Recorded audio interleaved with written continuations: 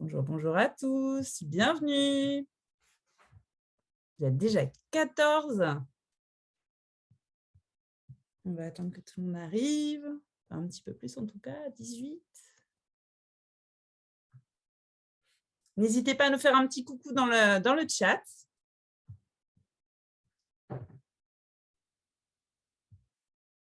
Peut-être même nous dire de quelle entreprise vous venez, si vous voulez. Vous m'entendez? Est-ce que vous m'entendez?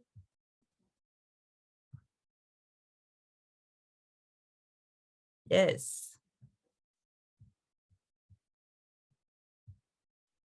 Bonjour à tous. Salut Mathilde. J'ai l'impression que je vais retrouver tous mes copains. Bienvenue, bienvenue. Bonjour Asna. Allez, Jean-François va apparaître. Magie, magie. Bonjour Jean-François. Bonjour à tous et à toutes. Il faut juste me donner l'autorisation d'apparaître. Ah, alors, apparition de notre ami Jean-François. Je vais te nommer. Sinon, je resterai l'invité mystère. Ouais, c'est ça. Mais non, mais non. Voilà, ça devrait être bon. Est-ce que c'est bon pour toi? Apparition. Bienvenue Jean-François. C'est bon pour moi. Bonjour. Bonjour. Bienvenue à tous. Alors, je vous propose qu'on démarre tout de suite pour tenir notre timing. Je suis extrêmement heureuse de vous retrouver aujourd'hui. Alors, cette fois-ci, on se retrouve pour une masterclass assez exceptionnelle. Je me présente pour ceux qui ne me connaissent pas. Je m'appelle Florence Axel et je suis la fondatrice et la CEO de Datalogy. C'est une agence de com et de change spécialisée sur les sujets data. Et nous, on est convaincus que l'humain, c'est la clé dans les projets data. Alors, cette dimension humaine, on va la retrouver dans plein de facettes. On va la retrouver parce qu'il nous faut une équipe data d'experts aux petits oignons pour mener des projets data. Ça veut dire qu'il va falloir réussir à infuser la culture data auprès des collaborateurs. Et puis, ça veut dire aussi qu'il va falloir réussir à embarquer son codir sur les sujets data. Et ça, c'est un sacré défi, pas simple du tout à relever. Et pour cela, aujourd'hui, avec nous, nous avons un mentor de talent. Il s'appelle Jean-François Prince. Bonjour Jean-François. Bonjour Florence. Merci beaucoup d'être avec nous aujourd'hui. On est ravis de partager cette heure avec toi. On va profiter de tout ce que tu vas pouvoir nous apporter. Alors, je rappelle à tous nos participants le déroulé de cette masterclass. On va commencer par 30 minutes comme ça d'échange avec Jean-François et ensuite 30 minutes pour répondre à vos questions. Donc, si au fil de l'eau, vous avez des questions qui arrivent, n'hésitez pas à les noter dans le chat, dans le petit fil de discussion qui est là. Et au bout de 30 minutes, on se fera un plaisir d'aller les traiter avec Jean-François. Je te propose de commencer directement. Pour commencer, mais qui es-tu donc, Jean-François? Alors, je suis un ancien, on va dire ancien, même si je déteste ce terme-là, mais disons que j'ai une longue expérience comme responsable informatique dans un secteur qui est un secteur qui se nourrit beaucoup de la data, qui est le secteur bancaire. Au même titre que l'assurance, finalement, ce sont des secteurs qui ont la chance d'avoir à leur disposition un volume de données très important et qui, au travers des différentes années, ont su évoluer avec les différentes technologies associées à la data. Voilà, donc mon expérience, elle est à la fois de membre de comité de direction, mais également de manager d'experts parmi ces experts, des experts autour de la data. Voilà, donc je fais le lien, je dirais, entre le comité de direction qui va être à l'écoute du Chief Data Officer, par exemple, et puis l'expertise data. Voilà, je crée Très ce bien. pont entre les deux. Et aujourd'hui, tu capitalises justement sur cette expérience parce que tu accompagnes des Chief Data Officers, des CTO, des CIO, c'est ça? C'est ça, tout à fait. Tout à fait. J'accompagne essentiellement des entreprises qui sont en croissance, voire en hyper-croissance, en tout cas qui sont amenées à un moment donné à franchir des paliers de croissance. Et un des cas que je rencontre beaucoup, c'est typiquement un expert qui est devenu un leader. Et donc, c'est comment, voilà, comment l'accompagner dans cette transformation et lui-même va accompagner la transformation de son entreprise. Ok, très bien. Alors, je t'ai proposé ce thème d'embarquer le codir parce qu'en fait, il y a énormément de Chief Data Officers avec lesquels j'échange qui m'ont partagé cet enjeu compliqué. Et en plus, il semble que ce ne soit pas un sujet anecdotique parce que quand on voit le nombre d'inscrits à cette masterclass, il y avait plus de 150 inscrits. Donc, je pense qu'on a touché relativement juste sur une problématique récurrente. Est-ce que toi aussi, tu entends beaucoup ce sujet chez tes clients? Alors, c'est un sujet en effet qui est très fréquent, c'est un sujet qui dépasse souvent d'ailleurs le cadre de la data. Moi, j'ai des exemples autour de la sécurité, par exemple, informatique ou de l'architecture informatique, et des personnes qui me disent, mais finalement, je viens de faire une présentation au CODIR, je maîtrisais parfaitement mon sujet, j'ai l'impression qu'ils n'ont rien compris. Et donc, ben voilà, je ne sais pas quoi faire finalement pour mieux communiquer avec l'équipe de direction. Donc, c'est en effet un sujet de rapprochement entre l'expert et les leaders. Très bien. Allez, je vous propose à tous, on va plonger directement dans ce sujet qui nous intéresse.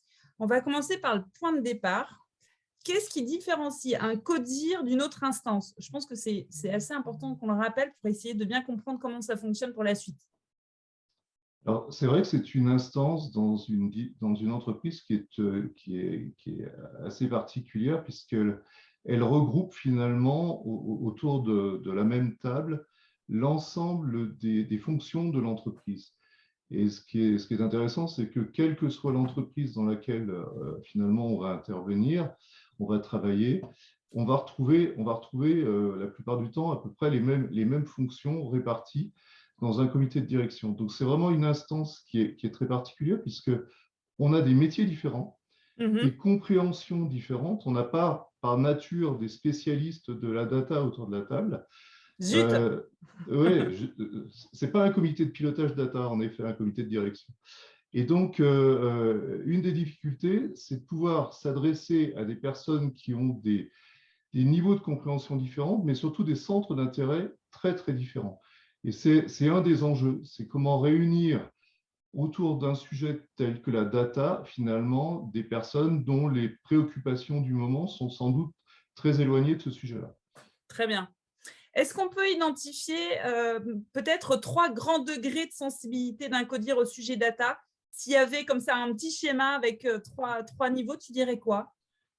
Alors, je vais prendre vraiment trois situations, mais voilà, c'est pas exhaustif. Je dirais que une des premières situations auxquelles les équipes peuvent être confrontées, et c'est encore d'actualité, ça le sera sans doute demain, c'est tous les sujets réglementaires. Je pense à la RGPD, bien sûr, sur la protection des données. C'est comment finalement, sur un sujet qui est un sujet de contrainte, en faire une véritable opportunité. Ça, c'est le premier Donc ça, sujet. c'est le CODIR qui découvre un sujet data par l'angle réglementaire, en Voilà, fait. c'est le sujet. C'est le CODIR va découvrir que bah, finalement, il dispose de données, que ces données, elles auront un certain niveau de qualité et que ces données, ben, elles répondent à une certaine réglementation. Et donc, qu'est-ce qu'on va pouvoir faire et comment on va pouvoir embarquer un CODIR sans tomber dans la situation qui est, ben voilà, je vous présente les pénalités, les contraintes et tout ça. C'est au contraire comment le discours va être. Voilà, vous avez Pour une en faire une super opportunité. opportunité pour échanger avec vos clients, pour fiabiliser vos données, etc. Très La, bien. la deuxième situation, c'est un codir qui utilise qui utilise des données au quotidien. Typiquement, et on va le retrouver très très souvent dans les comités de direction, bah finalement un tableur, un tableau de bord, voilà, ce sont des données. Ce sont souvent des données consolidées, mais ce sont des données.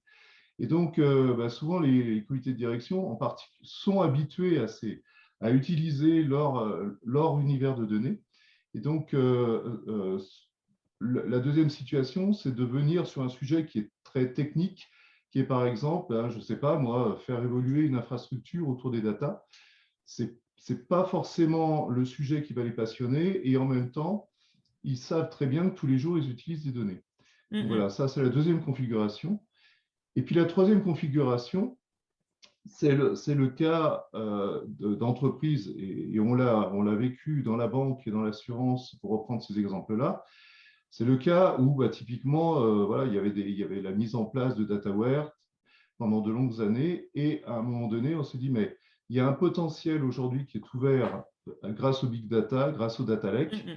Qu'est-ce qu'on va pouvoir faire avec ça? Et donc là, il va falloir embarquer un comité de direction qui a déjà fait de nombreux investissements dans les années précédentes et à qui on va dire, mais il y a des encore attentes mieux, concrètes. voilà, Ouais. il y a encore mieux sur un plan technologique, et avec cette technologie-là, on va pouvoir faire des miracles. Et donc, voilà, c'est un troisième niveau d'embarquement sur un codir qui, là, lui, est normalement sensibilisé, en tout cas, à une certaine culture de la data. Alors, rien que sur ce sujet, on aurait pu en parler des heures, hein, je sais, mais là, on fait de la substantifique moelle, on fait des idées clés. Je sais que c'est un petit peu frustrant, mais je pense qu'on va vraiment toucher juste. Alors, je te propose de un peu te questionner sur quelle serait, selon toi, la première idée clé qu'il faut avoir en tête pour réussir à craquer comme tu dis, ce contexte qui est extrêmement complexe, puisqu'on a des gens qui ont, des personnes autour de la table qui ont des enjeux et des problématiques qui sont extrêmement diverses et variées et des niveaux de maturité très différents. La première clé, alors je ne sais pas si c'est la première, en tout cas, c'est une des clés qui est très, très importante, c'est de créer des alliances avec le comité de direction.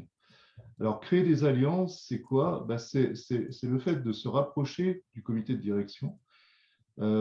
Pour un responsable de la data, c'est essayer de comprendre finalement où on est, quel est le niveau de connaissance de ce comité de direction sur la data, quelles sont ses préoccupations, quelles sont ses attentes, quelles sont ses croyances, quelles sont ses résistances. Typiquement, on citait tout à l'heure le réglementaire, ça peut être une vraie résistance en disant, moi, voilà, on est encore contraint et qu'est-ce qu'on va faire avec ça? Et donc, c'est approcher le comité de direction pour savoir finalement quels sont les freins auxquels le responsable de la data va être confronté quand lui va arriver avec sa présentation ou ses présentations avec des projets dont il est convaincu de l'intérêt, mais finalement, il va se rendre compte très vite qu'il y a soit une incompréhension, soit des réactions assez curieuses. Donc, faire alliance, c'est vraiment faire du lobbying, c'est aller rencontrer les membres du CODIR bien avant et essayer de comprendre, en effet, où ils en sont et quel est le niveau de maturité du CODIR. Alors justement, au niveau de maturité, lorsque j'échange avec des Chief Data Officers, très souvent la phrase qu'ils vont avoir, c'est « j'ai besoin d'acculturer mon CODIR ». Ils viennent vers nous en disant « voilà, moi j'ai besoin d'acculturer mon CODIR, ils sont très très très très loin, comment est-ce que je peux faire ?» De ton point de vue, pour que vraiment ça serve au mieux les objectifs du Chief Data Officer, parce que c'est la finalité qui nous intéresse, selon toi, quel doit être ce niveau d'acculturation? Finalement, c'est quoi l'objectif en termes de niveau d'acculturation d'un CODIR? Alors, je vais prendre un exemple qui n'est pas celui de la data, mais qui va permettre d'illustrer, qui est celui de la sécurité informatique. Pendant très longtemps, finalement, la sécurité a été vue comme là aussi un empêcheur de tourner en rond. Et en fait, ce qui a déclenché souvent des prises de conscience, c'est quand il a fallu sensibiliser, quand il a fallu vulgariser, quand il a fallu parler simplement de sécurité, non pas par des mécanismes complexes de protection, mais au contraire, en disant, mais finalement, si on n'a pas de niveau de sécurité, voilà ce qui va se passer. Et c'est en présentant les impacts que ça a permis de déclencher tout ça. Donc, dans la data, c'est la même chose. Il faut parler simplement de la data. Il faut que le Chief Data Officer ou son équipe, qui sont souvent des experts dans leur domaine, à un moment donné se disent comment je parle simplement d'un sujet comme celui-là? Qu'est-ce que je peux présenter autour de la data? Finalement, quand on résume l'informatique, depuis très longtemps, l'informatique, c'est quoi? C'est des traitements et des données. Ça a toujours été ça. Et donc, c'est de ramener finalement ce sujet qui peut être d'une extrême complexité à quelque chose d'assez simple et donner quelques clés de lecture aux membres du comité de direction pour que finalement, voilà, donc c'est de la sensibilisation, c'est de la vulgarisation. Voilà, il faut faire preuve de pédagogie finalement quand on est Chief Data Officer. Alors, Ça veut dire acculturation, ça ne veut pas dire que l'objectif, ce n'est pas de les faire monter en connaissance. En fait, je dis ça aussi par rapport aux échanges que je peux avoir avec certains chief data officers qui peut-être ont mis la barre du niveau de connaissance nécessaire du CODIR peut-être un peu haute. En fait, c'est plutôt juste une sensibilité, une compréhension des enjeux de manière un petit peu globale. Et ce que tu disais qui était assez intéressant, c'est que finalement, il faut peut-être plutôt aller sur le terrain du CODIR, comme tu dis, plutôt que d'essayer de l'amener d'un autre terrain à nous. C'est ça? C'est ça, tout à fait. Je pense qu'il faut d'abord penser CODIR avant de penser data, si je devais le résumer. Et aller finalement se confronter avec un comité de direction, c'est un peu comme un entrepreneur ou un start-upper finalement qui va faire un pitch. Quand on fait un pitch finalement, dans ces contextes-là, il faut des mots simples. Il faut parler simplement de la donnée. Il faut parler qu'est-ce que ça permet, qu'est-ce que les nouvelles technologies, je parlais tout à l'heure de big data ou de data lake, qu'est-ce que ça va permettre. On parle de travailler sur des données projectives ou qu'est-ce que ça veut dire. Il y a des mots on peut très vite tomber dans des mots très savants, des machine learning, des deep learning, des choses comme ça, mais un comité de direction, ça ne leur parle pas du tout. Et moi, il y a un message que je répète souvent à des experts ou des CTO qui me disent, mais franchement, j'ai l'impression que mon codir, il ne comprend rien. C'est aussi, finalement, quand on va prendre l'avion, on n'a pas besoin de savoir comment fonctionne un avion. Ce qui nous intéresse, c'est d'aller d'un point A à un point B le plus rapidement possible dans un certain confort. Et donc, ce qui est intéressant, c'est tout le service qui va accompagner l'avion. C'est tout ça qui est intéressant. Et juste le commandant de bord qui prend la parole en disant « Nous sommes actuellement je ne sais pas combien de pieds et le vol se passe fabuleusement bien. On vous souhaite un agréable voyage. » Voilà, mais ça suffit en fait. Ça suffit. Non, mais là, voilà. Non, on caricature un petit peu. Le message, en tout cas, c'est de dire qu'il n'y a pas besoin de comprendre le fonctionnement d'un avion pour monter dans un avion. La data, c'est la même chose. Il n'y a pas besoin. On gardera l'image. Hein. Je l'aime bien ton image. Il n'y a pas besoin de comprendre toutes les subtilités de la data pour quelque part embarquer un codir. Voilà, embarquer, avion, tu tires. La métaphore est filée jusqu'au bout. Alors, je te propose qu'on revienne à ce sujet de lobbying, à ce côté réseau d'alliances. Concrètement, est-ce que tu as des petits conseils pour développer? Alors, moi, j'aurais tendance à dire, c'est pas le DSI le meilleur allié du Chief Data Officer? Alors, je dirais que le DSI, c'est l'allié naturel, parce que quelque part, il y a un rapprochement. Je disais tout à l'heure que l'informatique, c'est des traitements et des données. Finalement, entre le DSI et le responsable de la data, il y a en effet un pont naturel. Souvent, ce sont des personnes qui se comprennent bien, alors qu'ils peuvent être aussi en concurrence, ça dépend des organisations. Mais en effet, c'est souvent l'allié naturel. Le danger, par contre, d'avoir comme allié uniquement le DSI ou le CTO, c'est que le reste du comité de direction, qui lui n'est pas du tout dans cet univers technologique ou technique, il va finalement avoir plutôt une posture de rejet en disant mais bon, finalement, voilà, c'est les techniciens. VS le reste du monde. Voilà. Et nous, on ne comprend rien. De toute façon, ils vont encore nous baratiner. Ça va encore nous coûter très, très cher. Et donc, cette alliance qui en effet est une alliance naturelle, ce n'est pas forcément l'alliance qu'il faut forcément rechercher. Par contre, il y a des alliances. Je pense à un directeur financier, par exemple. Un directeur financier, il manipule des données. En plus, par nature, c'est lui qui a les cordons de la bourse. Donc, si on a besoin de budget, si on a besoin d'investir, c'est toujours intéressant d'avoir le directeur financier dans sa poche. Mais on peut aller aussi chercher le directeur marketing, on peut aller chercher le directeur commercial, parce que ce sont des métiers qui utilisent de plus en plus la donnée. Et si on a réussi à convaincre ces personnes-là, c'est gagné finalement. C'est vraiment l'alliance dont je parlais tout à l'heure. Voilà, il faut aller la chercher auprès plutôt des business, des utilisateurs, plutôt que de celui qui va être notre partenaire quelque part dans la mise en place de la data. Très bien. Il y a David d'ailleurs dans la discussion qui parle aussi du Chief Revenue Officer qui peut être un bon allié. C'est vrai, hein, tout ce qui est business en fait. Tout ce qui est business, d'une manière générale, oui. Très bien. Alors, est-ce que ça prend du temps à développer ce réseau d'alliances? Alors, On s'y prend combien de temps avant le CODIR? alors, c'est Longtemps, non? clair que si on a un codir à 9 heures du matin, ce n'est pas à 8 heures qu'on va commencer à se lancer dans ce genre d'opération. OK. C'est quelque chose qui prend du temps, en effet. Ça dépend aussi quel est l'objectif que le Chief Data Officer va avoir par rapport à son codir. Est-ce que c'est de lancer des gros projets stratégiques, par exemple, et donc qui va nécessiter une gouvernance importante? Est-ce que c'est une évolution mineure? Voilà, selon l'importance du sujet, on aura un travail un peu différent. Mais c'est quelque chose qui prend du temps, c'est un travail de l'ombre. Par contre, quand on a fait ce travail-là, ben, ça va, C'est un pour le premier socle pour la projet, suite. voilà, le premier projet, ça va être utile, mais ce sera utile pour le deuxième, pour le troisième, etc.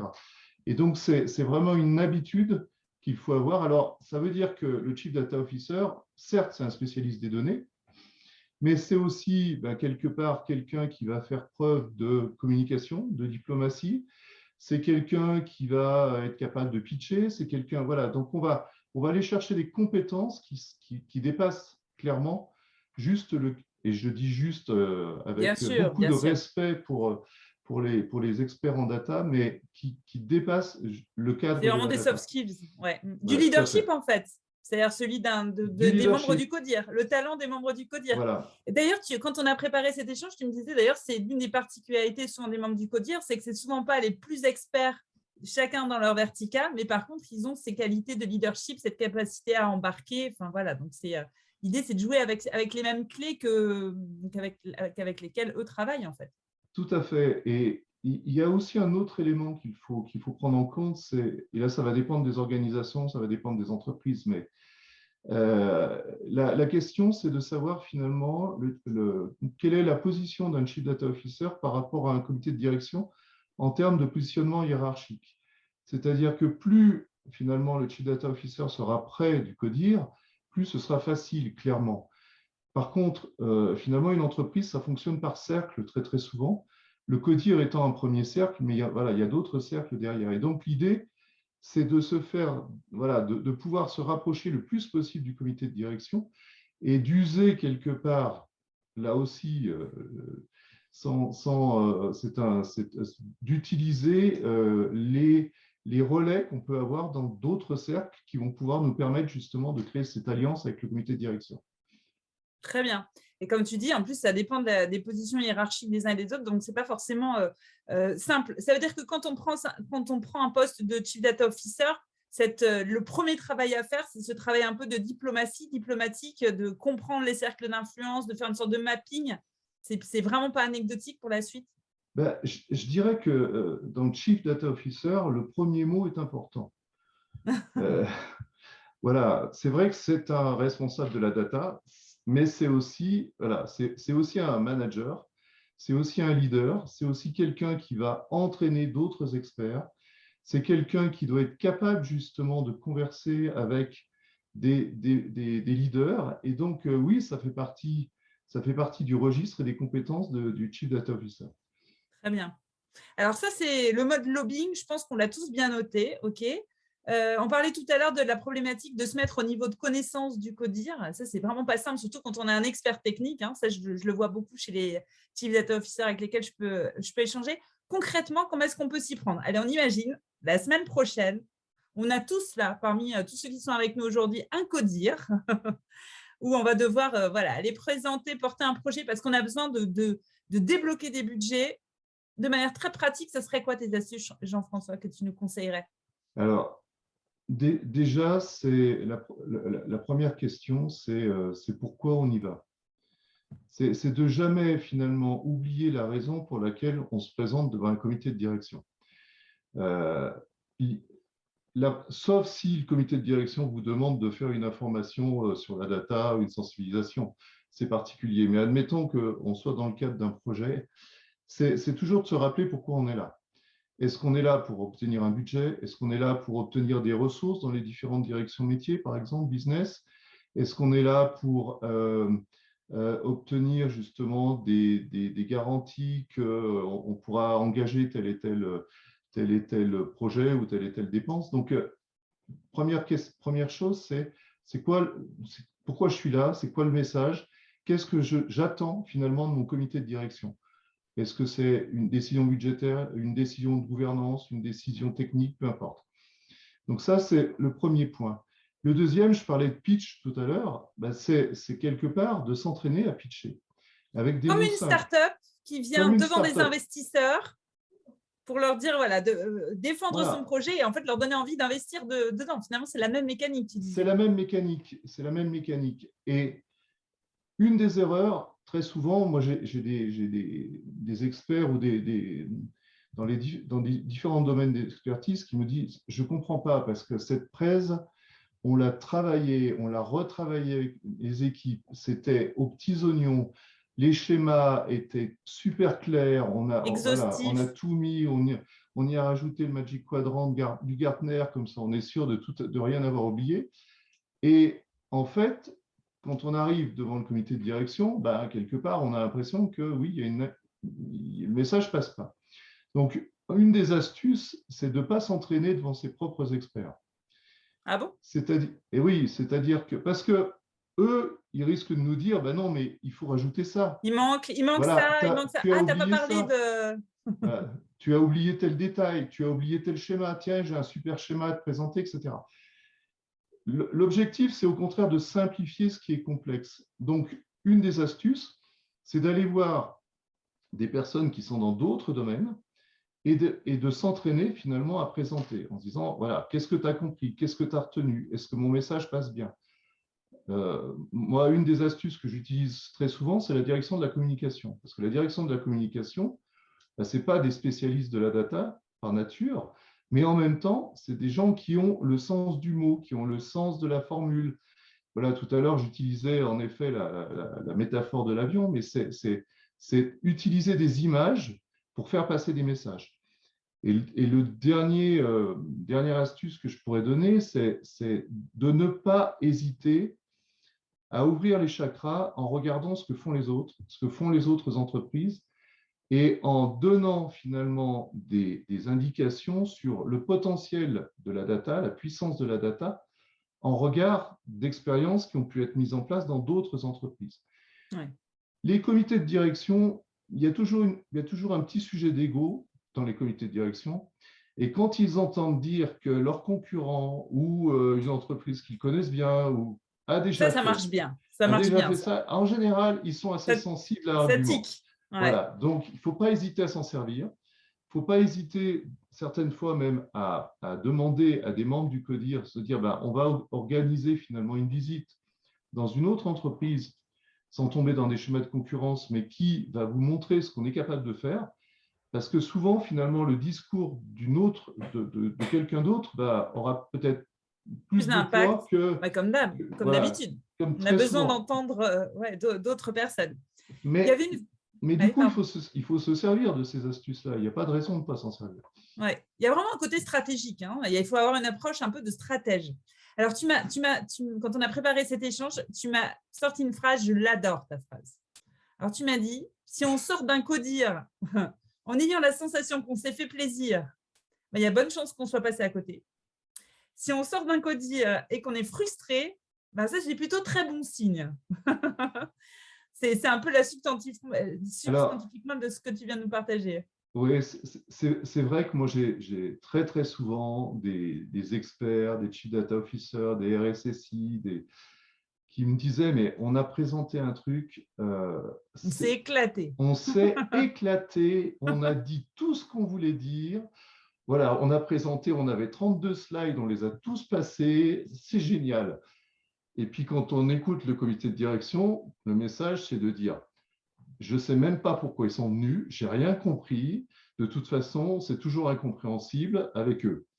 Bon, et quand dans l'autre sens, l'expert sort avec ce sentiment de frustration en disant, mais j'ai l'impression d'avoir dit que des banalités, j'ai l'impression que finalement, on aurait pu, n'importe qui aurait pu présenter ce que j'ai présenté. C'est vrai que c'est très frustrant. Et plus on est en expert, plus la frustration va être grande. Mais en même temps, c'est un très bon indicateur. On se disait que c'était même, si on avait honte de présenter ses propres slides à son équipe data, c'est que vraiment, on était vraiment dans la pédagogie. Enfin, Voilà. c'est petit clin d'œil, mais je trouve que c'est important parce que c'est quand même des histoires de ressenti aussi et d'être à l'affût, à l'alerte de ce genre de ressenti. Ça peut aider d'affiner pour connaître ce bon cran. Alors, je vois le temps qui passe à une vitesse folle. Je vous propose qu'on prenne encore 5 minutes pour terminer les dernières petites astuces qu'on vous a mis de côté avec Jean-François. On parlait du fait de faire un pitch, ça veut dire marketer un projet qu'on a envie de défendre. Et alors ça, j'entends tout de suite, je suis sûre qu'il y en a plein là parmi vous qui regardent en disant « Oui, mais moi, j'aime pas survendre. Je ne veux pas survendre, je ne veux pas faire miroiter un idéal. Je sais quelle est la réalité de la vraie vie de l'entreprise parce que j'ai le nez dans l'organisation. Je sais que tout ce qui n'est pas possible de faire. Qu'est-ce qu'on pourrait leur dire à ces CDO aussi? Il faut être à la fois tiraillé entre ce fait d'être stratège, d'être capable d'embarquer, de donner envie et en même temps de ne pas survendre. Alors, en effet, quelque part, quand on va présenter un dossier pour s'engager, il y a un terme d'engagement. L'engagement est fort. Donc, si on a vendu du rêve et que derrière ce rêve, c'est un tel idéal que de toute façon, on ne le mettra jamais en place, ce n'est pas Pas le forcément la top. bonne solution. L'idée, c'est au contraire de donner envie. C'est de montrer au travers d'exemples très simples la puissance de la data. C'est de donner quelques exemples très concrets, très simples, en disant, voilà, demain, on va pouvoir, en utilisant par exemple, si je prends l'exemple du data lake, on va pouvoir rapprocher les données. À partir de ces données-là, on va pouvoir en faire de l'analyse et très simplement, on va pouvoir obtenir demain des données que vous n'imaginez même pas aujourd'hui. Et donc, c'est prendre toujours des exemples. L'exemple, l'image, voilà, moi, c'est vraiment ça. Donc, c'est donner envie. Et pour donner envie, oui, il faut vendre un peu du rêve. Il ne faut pas survendre, il ne faut pas tomber dans quelque chose qui est complètement irréaliste. Mais en même temps, si le discours, c'est je vous explique toutes les bonnes raisons qui vont nous empêcher de faire le projet, ça n'a aucun intérêt. Dans ce cas-là, le monde du codir va vous dire déjà réglez vos problèmes et puis vous reviendrez nous voir. Donc, c'est un codir, il Absolument. adore, il préfère les solutions aux problèmes, toujours. Donc, venir avec des solutions, venir avec des idées, venir avec de l'envie, et ensuite, le comité de direction achètera. Et les problèmes, on aura le temps de les traiter ensuite. Je trouve ça intéressant, toujours ce parallèle que tu fais avec le start-upper face à ses investisseurs. C'est vraiment ça, hein. Faut réussir. On est obligé. Enfin, souvent, on est sur des choses qui ne sont même pas encore faites. Donc, c'est la force de conviction, c'est l'exemple. On fait souvent des parallèles. D'ailleurs, les startups, elles disent on est le nouveau nanana de tel secteur. Enfin, il y a toujours ce côté référence aussi. Donc, c'est un petit peu la même logique. Alors, tous ces savoir-faire, toutes ces soft skills dont on parle, le lobbying, la pédagogie, marketing, pitcher, c'est quand même super loin d'expertise technique. Il y a beaucoup de chief data officers qui ont ce type de profil. Hein, rassure-nous, on n'est pas beaucoup. Enfin, il n'y en a pas beaucoup quand même. C'est complexe, c'est pas facile. Non, mais je dirais qu'à partir du moment où un chief data officer ou un responsable d'une expertise technique a compris tout l'intérêt de communiquer différemment, de faire des alliances, de parler simplement, de faire preuve de pédagogie, etc., je dirais il y vient naturellement, de toute façon. Tant qu'on va rester dans un schéma d'experts qui s'adressent à des leaders, quelque part, on va au-devant de blocages. Donc, il y en a peut-être pas beaucoup aujourd'hui, mais il y en aura de plus en plus demain parce que de plus en plus, c'est un métier qui va nécessiter en effet de communiquer pour vendre.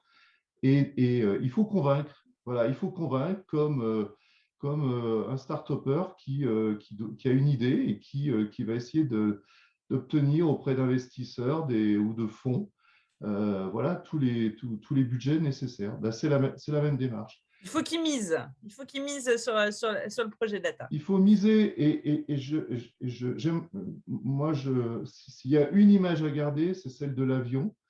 Voilà, n'expliquez pas à votre comité de direction comment fonctionne l'avion, mais expliquez-lui tout simplement, finalement, la puissance de cet avion au sens service. voilà, avec cet avion, tout ce que vous allez pouvoir faire. Vous allez gagner du temps, vous allez pouvoir vous déplacer dans un certain confort, etc. Tout le reste, c'est votre sujet, c'est le sujet des experts et gardez-le à votre niveau. Il ne faut pas être dans la réassurance. C'est vraiment quelque chose aussi que j'ai pu voir avec beaucoup de Chief Data Officers avec lesquels j'ai pu échanger. Se réassurer, ce n'est pas forcément le bon levier, en tout cas dans ce type de contexte. Dans ce contexte-là, il n'y a pas besoin de prouver son expertise technique. Ils le savent que vous l'avez, l'expertise technique. Mais c'est le même, quand on fait un pitch, c'est le même sujet en fait. Si le pitch, c'est je me justifie tout au long du pitch de la raison pour laquelle je suis devant vous et ce qui me rend légitime, voilà, on imagine que si vous êtes Chief Data Officer, c'est que vous connaissez un minimum il n'y a pas de sujet en fait, c'est pas ça le sujet. domaine-là. Vous n'avez pas besoin de vous justifier. Vous avez besoin d'aller faire adhérer quelque part un comité de direction à vos idées et c'est ça le plus important. Super, génial. Merci beaucoup Jean-François. Je pense qu'on doit avoir une petite slide de synthèse substantifique moelle qu'on va juste partager pour faire le petit pitch synthétique de cet échange, de cette première partie d'échange. Alors, ça c'était le titre. Alors, regardez, on a parlé de lobbying, comprendre les cercles d'influence, recomprendre les cercles d'influence et pour être sûr qu'on les comprend bien, ne pas se diriger forcément vers la ligne naturelle, comme on l'a dit tout à l'heure, savoir s'adresser aux codir avec leur langage et pas essayer de les embarquer sur son propre terrain. On oublie la technicité, on oublie les explications techniques. On parle de l'avion, de là où on va, de ce qu'il va apporter, mais pas de comment il fonctionne. Et puis avec cette méthode du pitch qui peut être, c'est vrai, une bonne astuce. Et puis surtout, quand on sort du codir en ayant l'impression de s'être fait plaisir, on est souvent passé à côté. Si l'on en sort frustré, c'est très bon signe. Et pour le préparer, n'hésitez pas à s'entraîner, surtout pas devant des experts. Donc, trouvez autour de vous, dans votre réseau, la DIRCOM, le néophyte qui va pouvoir venir challenger et vous dire s'il a compris ou pas compris et s'il investit ou pas dans votre projet. C'est ça? En substantifique moi notre petite synthèse. C'est ça, tout à fait. Ça résume parfaitement, oui. Génial. Merci Jean-François. On peut revenir, on peut quitter cette slide. Revenons maintenant à tous nos participants. Est-ce que vous avez des questions, des partages à nous faire? N'hésitez pas, c'est le moment. On attend vos questions dans le chat. Donc, on a Gilles. Salut Gilles, qui nous dit un DSI ne doit pas parler de système d'information, un directeur financier de comptabilité et de financement. C'est vrai. En fait, c'est toujours des sujets d'experts. Il ne faut pas être un expert. Je vais rebondir sur ce message. Moi, j'ai en mémoire un directeur financier. J'ai 2 directeurs financiers en tête et je ne donnerai aucun nom. Et de toute façon, ça n'a aucun intérêt. Mais il y en a, dans les 2 cas, la matière est la même. Dans les 2 cas, c'est des chiffres, c'est un bilan, c'est de la comptabilité, c'est des résultats. Voilà. On manipule la même chose. Il y en a un qui ne présentait que des tableaux, voilà. Et il y en a un autre qui avait réussi sur la même base à donner du plaisir, qui donnait envie, qui expliquait pourquoi c'était intéressant de faire des bénéfices, pourquoi c'était intéressant d'investir, pourquoi, voilà. Et c'était de la pédagogie. Et les chiffres étaient là et on n'allait pas lui remettre en cause. Forcément, un directeur financier qui ne présente aucun chiffre, ça va paraître suspect parce que c'est son métier. Mais c'est la manière de les présenter qui est importante. Oui, c'est vraiment ce filtre qu'il faut toujours avoir en tête pour s'assurer de viser juste. Alors, on a une question pour le codir. La question, est-ce qu'elle n'est pas de démontrer le ROI des projets data comme on démontre le ROI de n'importe quel projet? Alors, quand on a préparé cet échange, tu m'as dit, il faut toujours revenir à la base. L'objectif d'un codir, c'est… Alors, moi, l'objectif d'un comité de direction dans n'importe quelle entreprise, finalement, c'est de développer un chiffre d'affaires et c'est de réduire des coûts. Ouais. Alors, ça peut prendre plein de formes différentes, mais quelque part, il faut gagner de l'argent. L'ADN commun, c'est ça. Voilà, il faut gagner de l'argent, éviter d'en perdre. Et l'investissement, et la notion de ROI, elle est importante, c'est de dire à un moment donné, j'investis pour gagner demain. Et ben, en effet, la data, et je suis tout à fait d'accord avec cette remarque, c'est de montrer tout l'intérêt d'investir à un moment donné sur en plus des systèmes qui peuvent coûter en effet très très cher dans les entreprises. c'est de montrer tout l'intérêt, tout le potentiel de la data sur un plan business, voilà, et s'éloigner de la technique pour aller vers le business. Très bien, très bien. Il y a une autre question, un autre commentaire qui je trouvais assez intéressant.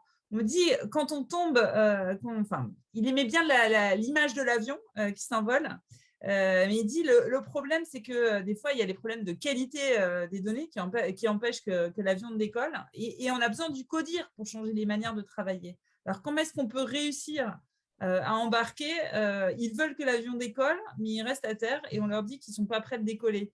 C'est un peu ce côté, voilà, on revient un petit peu à l'état des lieux. Comment gérer ce tiraillement? Et en effet, la qualité de la donnée, c'est la base. Voilà, on peut faire les plus beaux calculs du monde. Si les données de départ sont mauvaises, de toute façon, on aura des résultats faux.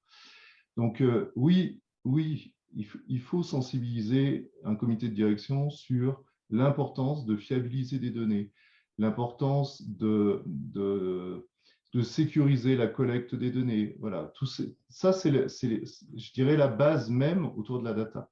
C'est ce qui va permettre, c'est le kérosène quelque part qui va permettre à l'avion de décoller.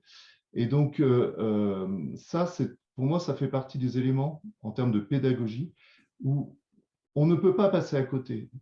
Sinon, on va reprendre l'exemple du directeur financier. Si ces données comptables sont erronées, il va sortir un résultat financier qui est faux, avec toutes les conséquences sur l'entreprise que ça peut avoir. La data, c'est la même chose, en fait. Et en fait, l'objectif, ce n'est pas d'expliquer forcément comment est-ce qu'elles vont être traitées, comment est-ce qu'on va l'aider, enfin, de rentrer dans le côté, l'aspect technique de la qualité, mais plutôt dans les actions humaines qui vont pouvoir avoir lieu, parce que le CODIR aura peut-être, sera plus à même de comprendre les changements de comportement nécessaires, peut-être aussi à cette qualité des données. Alors, oui, et en même temps, quelque part, il va falloir, souvent pour fiabiliser des données, ce n'est pas juste un sujet technique, c'est aussi des ressources. On va donc demander finalement au comité de direction de mobiliser des personnes qui vont être capables justement de fiabiliser. Donc, à un moment donné, il faut aller chercher des ressources dans ces différentes directions pour mettre en qualité ces données. Et donc, ça, c'est important. Mais si on a réussi à expliquer au comité de direction tout l'intérêt d'avoir des données de qualité, quelque part, après, ça peut prendre un peu de temps, ça peut prendre du délai, il faut trouver des ressources disponibles. Mais voilà, il y a peu de chances qu'ils refusent de mobiliser des ressources sur un sujet aussi important que celui-là. Ouais. Et puis, c'est vrai qu'il n'est pas en tant que tel technique. Enfin, je veux dire, c'est compréhensible de n'importe qui qu'un numéro de téléphone où il manque un zéro, ça ne marche pas. Enfin, voilà, ça se joue à des choses qui sont faciles à comprendre. Ouais, tout à fait. Si les données clients, typiquement, n'ont pas été rafraîchies, n'ont pas été mises à jour, bon, ça veut dire que potentiellement, c'est des relances clients qui ne vont pas fonctionner. Donc, oui, je pense qu'au travers de quelques exemples, on a assez vite compris tout l'intérêt de le faire. Très bien.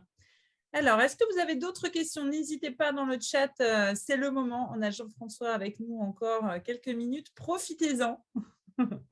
C'est l'occasion. En direct de la Savoie, d'ailleurs, de son chalet en Savoie. De la Haute-Savoie. La Haute-Savoie. Bon, voilà. Alors, pas d'autres questions pour l'instant. Si vous en avez, il y en a une qui vient d'arriver.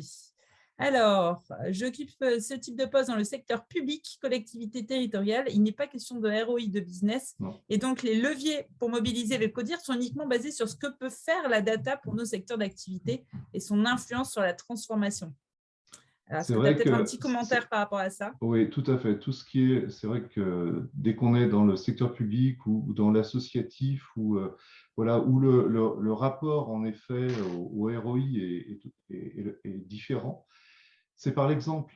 En effet, c'est de montrer l'intérêt de travailler sur la data ou de manipuler la donnée de manière un peu différente. C'est en montrant le résultat. Qu'est-ce qu'on va pouvoir faire avec la donnée? Et donc, ces exemples-là, il n'y a pas besoin d'expliquer le comment, mais tout l'intérêt, c'est pourquoi on le fait. en deux mots ou en un seul, peu importe, ça marche dans les deux sens, mais c'est travailler sur l'exemple, illustrer. Enfin, moi, très souvent, je dis, mais illustrez vos propos, donnez des images, donnez des exemples concrets. C'est ça qu'un comité de direction a, ce dont un comité de direction a besoin. Il n'a pas besoin de toute la mécanique qui est derrière, en fait.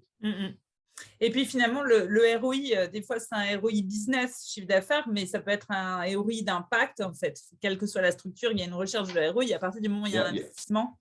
Il y a toujours un résultat à obtenir, voilà, bien entendu.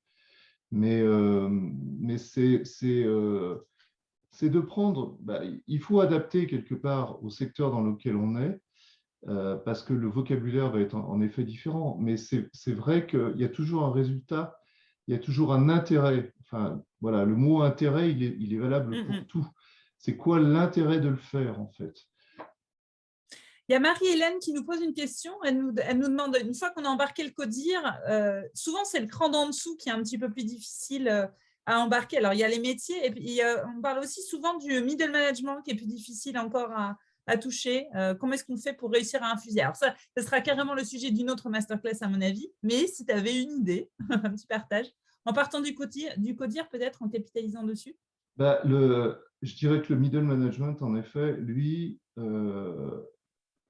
il a besoin d'être convaincu sur un autre sujet qui est finalement, on lui a mis très souvent plein de priorités. On lui demande d'être efficace avec les moyens dont il dispose. Et donc, souvent, le middle management va être en résistance par rapport à ça en disant, mais moi, j'ai déjà ça à faire, tout est prioritaire, tout est ultra prioritaire, je n'ai pas d'autres ressources, je n'ai pas de disponibilité, etc. Et donc, arbitrer. Ça va être souvent ça. Et donc, l'arbitrage, ça fait partie des prérogatives d'un comité de direction aussi. Et donc, à un moment donné, il faut que le comité de direction explique à son middle management tout l'intérêt d'aller dans cette démarche-là. Ça, c'est quelque chose qu'on peut demander au CODIR? C'est quelque chose qu'on peut demander et qu'on doit demander au CODIR. C'est-à-dire que le CODIR, c'est un sponsor aussi par rapport au projet. Donc, quelque part, c'est important aussi que l'information, elle redescende du comité de direction. Si le comité de direction a décidé qu'on allait dans telle voie, il faut qu'il le fasse redescendre auprès de ses équipes et que la priorité soit la même pour tous. Et donc, sinon, pour le Chief Data Officer, ça risque d'être un peu le parcours du combattant s'il doit aller convaincre chaque middle management de l'intérêt de faire telle et telle chose. Il va s'épuiser, il va passer toute son énergie à faire ça et pendant ce temps-là, il ne sera pas en train de piloter son projet. Donc, pas hésiter à faire levier sur le CODIR pour descendre. Le comité de direction, il est là pour ça aussi. D'accord, très, très bien. Eh bien, super. Est-ce que vous avez encore quelques autres petits partages, retours d'expérience, petits témoignages ou questions à nous poser? Sinon, on va tout doucement s'arrêter là. En tout cas, merci beaucoup, Jean-François. C'était la substantifique moelle qu'on est allé chercher après les échanges qu'on a pu avoir tous les deux. On espère que ça vous a apporté de l'eau au moulin, du kérosène pour l'avion. Et si d'ici là, vous avez envie d'aller plus loin, eh bien, évidemment, d'avoir un accompagnement plus poussé, que ce soit pour mettre en place une stratégie de lobbying sur mesure, par exemple, ou pour préparer un pitch de tueur, eh bien, n'hésitez pas à nous contacter. On se fera un plaisir de vous faire des petites propositions en ce sens. Pour terminer, on vous recommande notre newsletter LinkedIn Club Datalogie pour ceux qui ne sont pas encore abonnés. Tous les 15 jours, un nouveau témoignage d'un acteur de la data que je mets sur les grilles pour essayer de savoir comment est-ce qu'il fait pour embarquer lui aussi sur les sujets data. Et puis, n'hésitez pas évidemment à suivre notre page LinkedIn Datalogie. Et pour en savoir plus sur nos offres d'accompagnement, sur notre site internet. Et puis voilà, on se retrouve sur LinkedIn. Merci beaucoup à tous d'avoir été là. Merci pour tous vos petits messages, ça fait très plaisir. On vous renverra le replay et un petit mémo aussi de cette séquence. Merci Jean-François, merci beaucoup. Merci à vous. Merci tout le monde. Merci pour tous et merci. Merci à bientôt. Merci pour vos messages.